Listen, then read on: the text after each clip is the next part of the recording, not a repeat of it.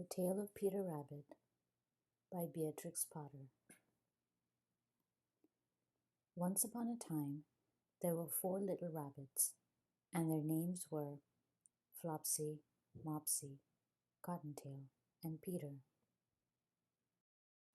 They lived with their mother in a sandbank underneath the root of a very big fir tree. "Now, my dears," said old Mrs. Rabbit one morning, "you may go into the fields or down the lane, but don't go into Mr. McGregor's garden. Your father had an accident there. He was put in a pie by Mrs. McGregor. Now run along and don't get into mischief. I'm going out."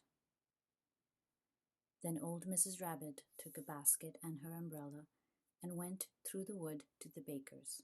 She bought a loaf of brown bread and 5 currant buns. Flopsy, Mopsy, and Cottontail, who were good little bunnies, went down the lane to gather blackberries. But Peter, who was very naughty, ran straight away to Mr. McGregor's garden and squeezed under the gate. First he ate some lettuces and some French beans, and then he ate some radishes. And then, feeling rather sick, he went to look for some parsley. But round the end of a cucumber frame, whom should he meet but Mr. McGregor? Mr. McGregor was on his hands and knees planting out young cabbages, but he jumped up and ran after Peter, waving a rake and calling out, "Stop, thief!"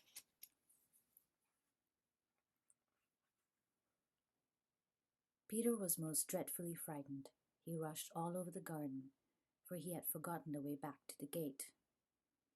He lost one of his shoes among the cabbages, and the other shoe amongst the potatoes.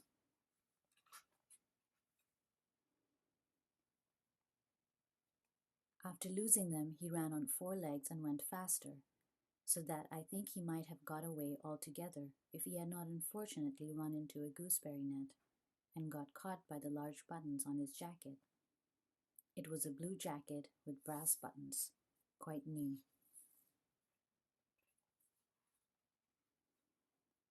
Peter gave himself up for lost and shed big tears, but his sobs were overheard by some friendly sparrows, who flew to him in great excitement and implored him to exert himself.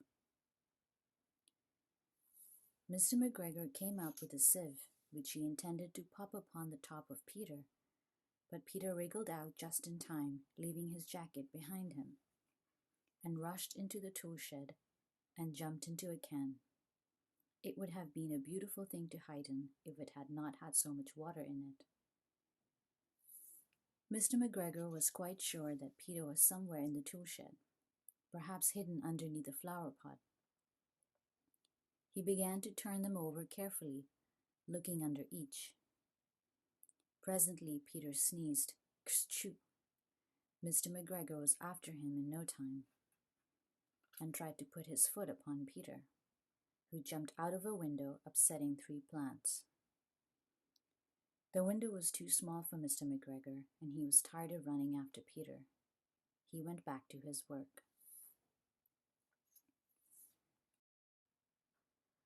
Peter sat down to rest. He was out of breath and trembling with fright, and he had not the least idea which way to go. Also, he was very damp with sitting in that can. After a time, he began to wander about, going lippity, lippity, not very fast, and looking all round. He found a door in a wall, but it was locked, and there was no room for a fat little rabbit to squeeze underneath.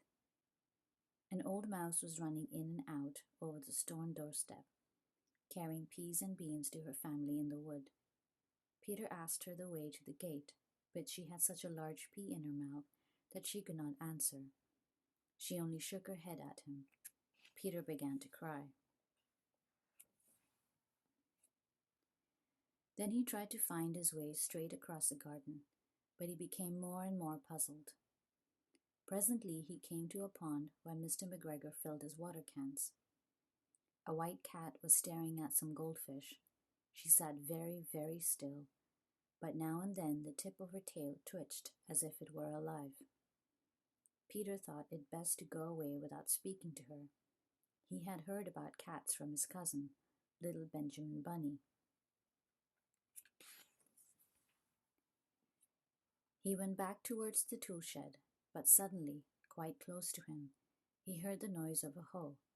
Scritch, scratch, scratch, scritch. Peter scuttered underneath the bushes, but presently, as nothing happened, he came out and climbed upon a wheelbarrow and peeped over. The first thing he saw was Mr. McGregor hoeing onions. His back was turned towards Peter, and beyond him was the gate.